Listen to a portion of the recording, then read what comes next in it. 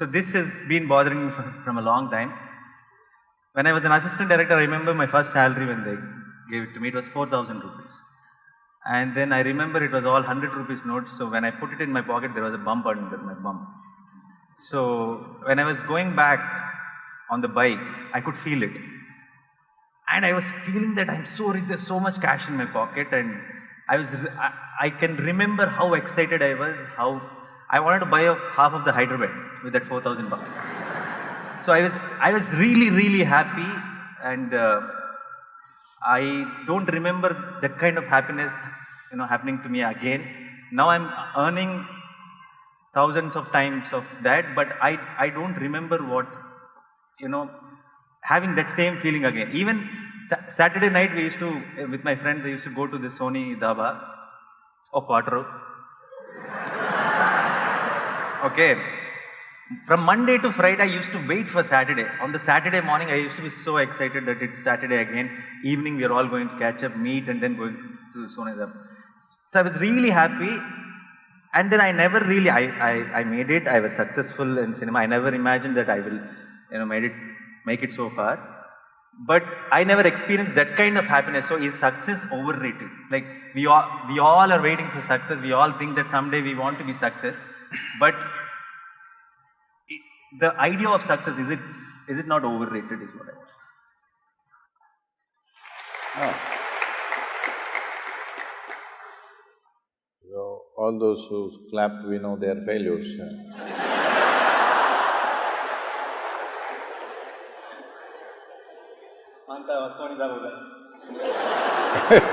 Maybe, they're all the Dhaba people. Yeah.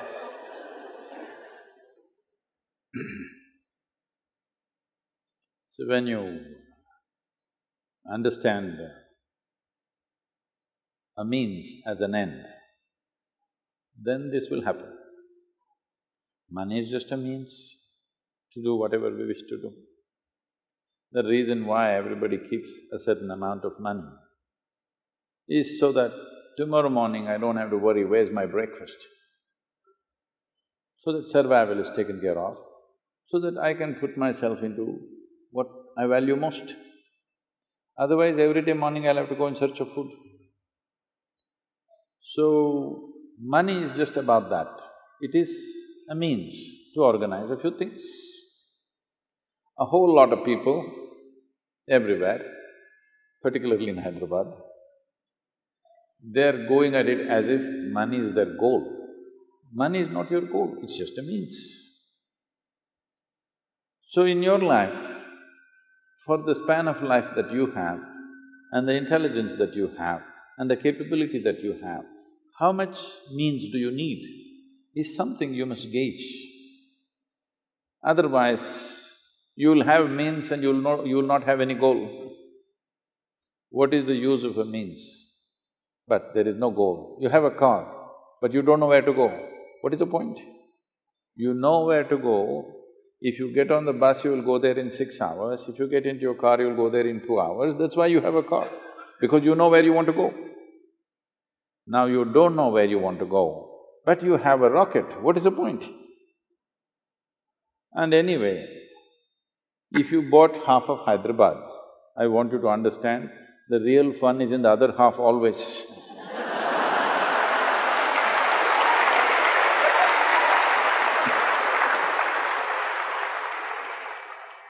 4,000 more, sir, next month salary.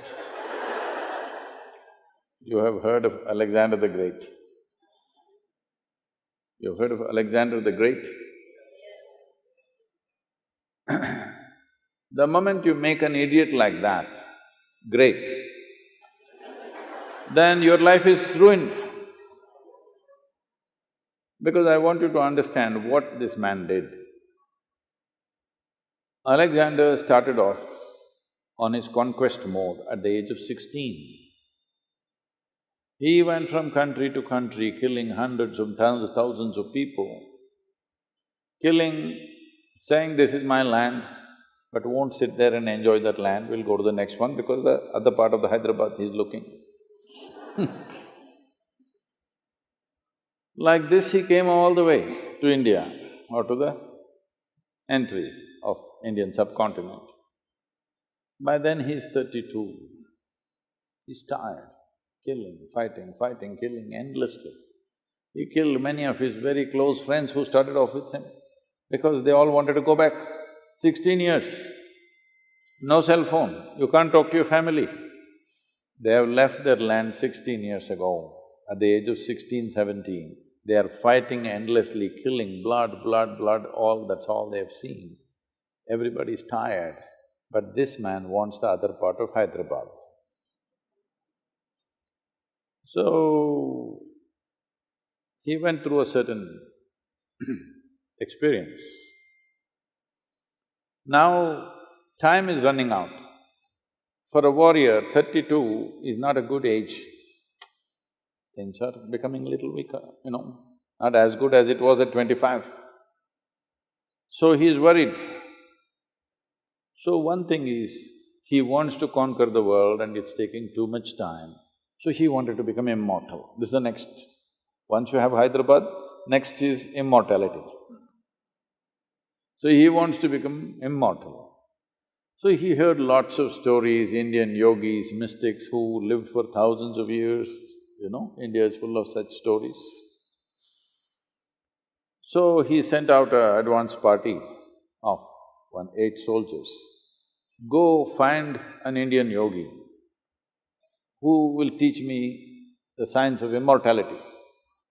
So they came looking around and then they found one yogi, somewhere probably looking at the descriptions. We think somewhere in the, let's say, in the Pakistani Punjab, that region somewhere, looking at the description of terrain, everything, it seems like that. We could be wrong, but somewhere in that region, what is presently Pakistan, which was considered India at that time. So he came and they came and they found a yogi sitting under a tree, just one loincloth simply, sitting there under a tree, blissed out. They looked at him and they said, "You come, our Alexander wants to meet you." The yogi laughed and said, "I'm not going anywhere, I'm here. If he wants, please ask him to come."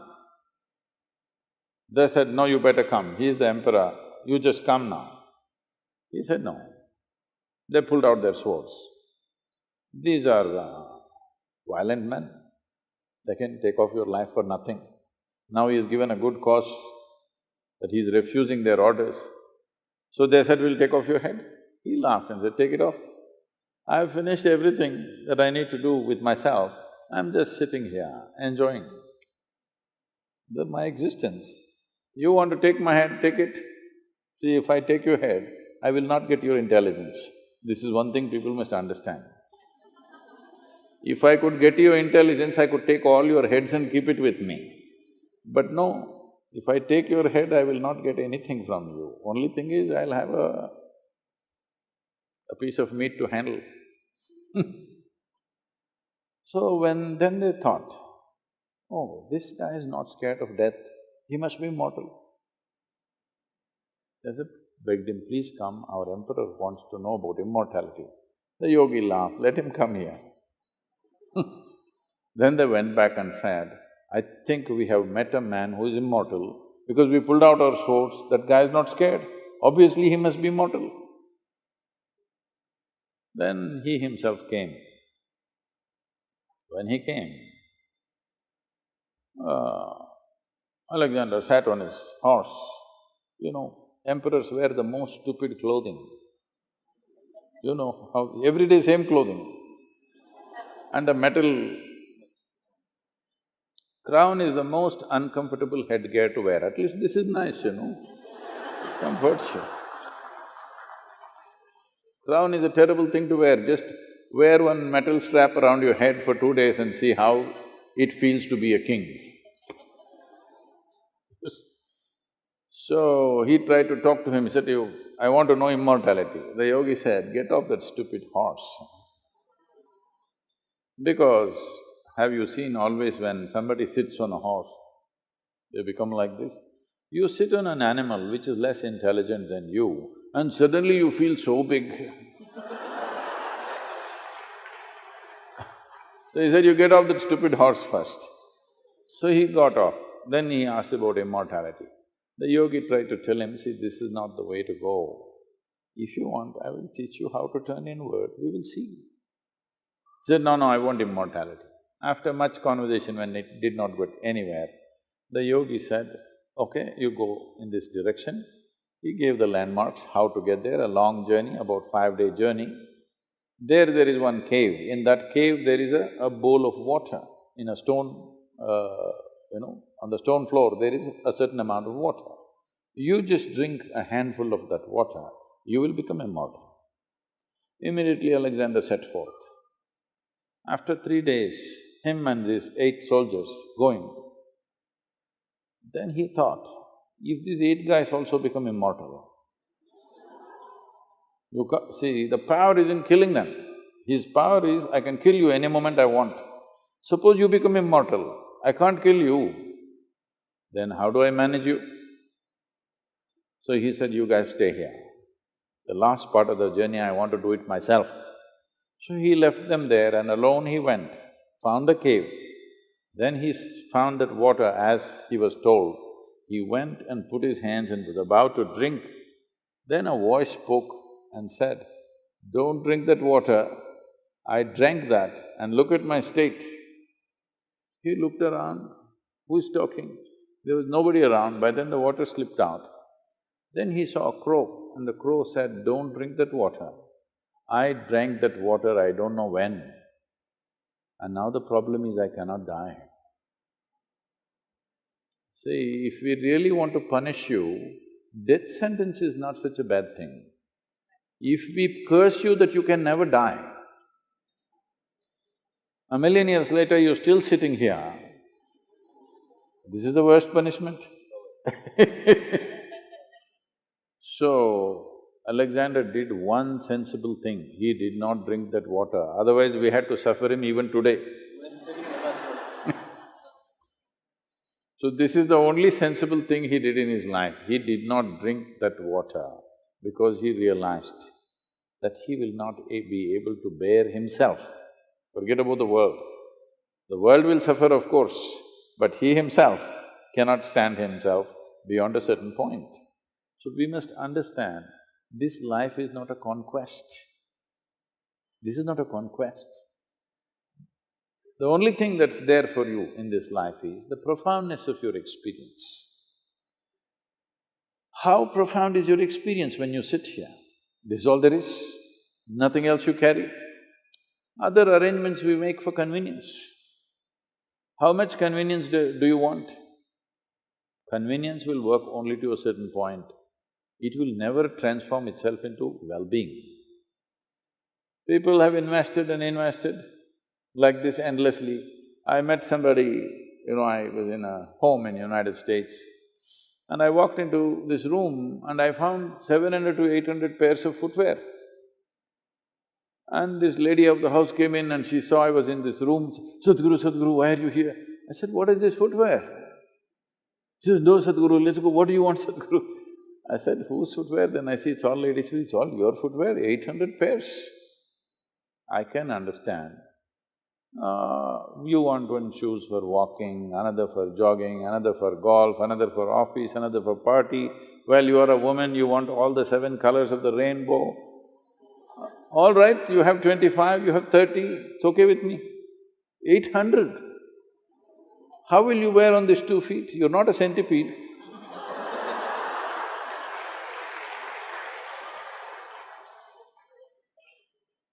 I said, how many lifetimes are you planning to come back and walk? The day you met me, I thought, we will make this the last one for you. But now you've got shoes for many lifetimes ready. It'll all go waste if you don't come back. Then this was bothering me. And I met a CEO of a very large shoemaking company in America. Then I asked him, why would a woman buy 800 pairs of shoes? He said, Sadhguru, that is the only thing she can buy the same size throughout her life.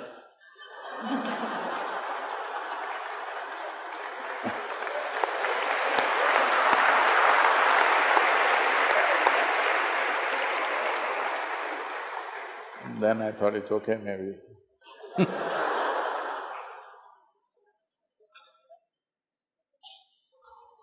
But the fun is in the other half. So basically, దీని అర్థం that I have become more wise, that I am unable to enjoy. See, you cannot enjoy anything, this must be understood. If you try to enjoy something, you will bring misery upon yourself. But if you're joyful, everything is nice. You're supposed to be joyful, you're not supposed to enjoy. What is that enjoy? I know.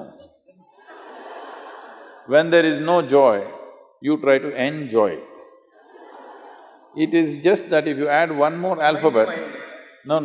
If you add one more alphabet, it'll become end joy. Yeah, maybe I meant joyful only, but I never again felt that kind of a high, that without thinking anything, to be completely joyful. So if joy is what you're looking for, this will not come because of a bulge in your pocket. Joy means your life energy is in a certain state of exuberance.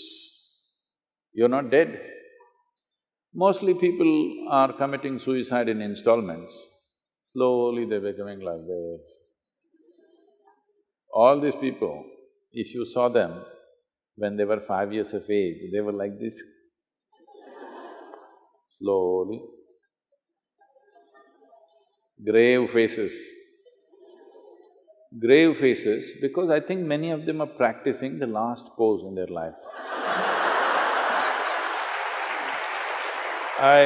You're an actor, you can tell them. You don't have to practice, believe me. When it comes to death, you're a natural star.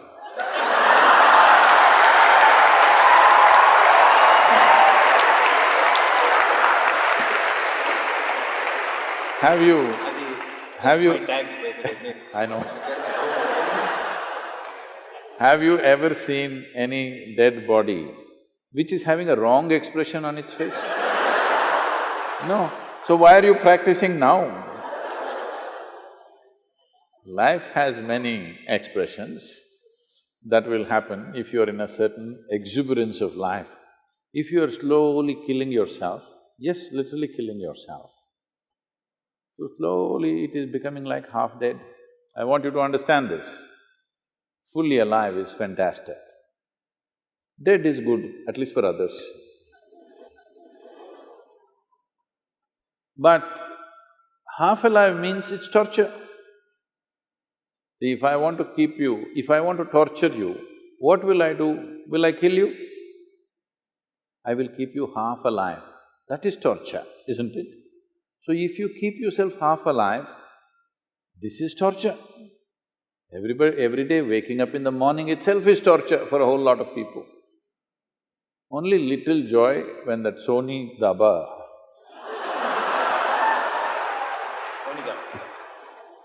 like in America, they have a culture, thank God it's Friday.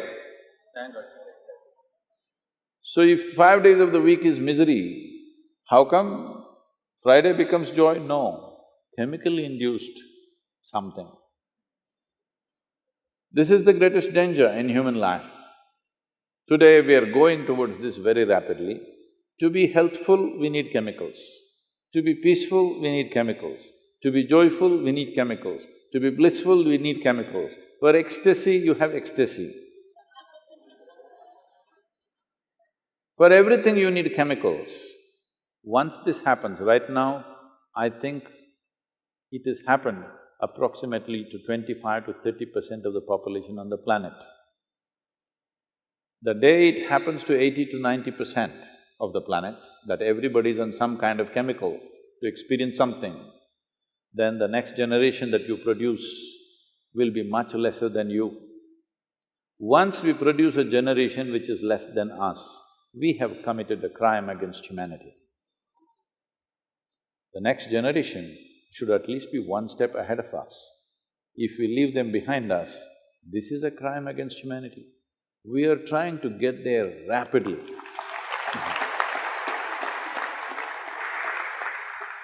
So ఇప్పుడు నాకు పర్టికులర్గా మళ్ళీ అలాంటి ఒక feeling ఇప్పుడు నేను feel అయ్యేది I think during my release time after working for 9 months on a film, when I get to watch that film on screen, that 3 hours is meditation for me. It's the most happiest moment in a year for me. I don't know if it's a good thing or a bad thing.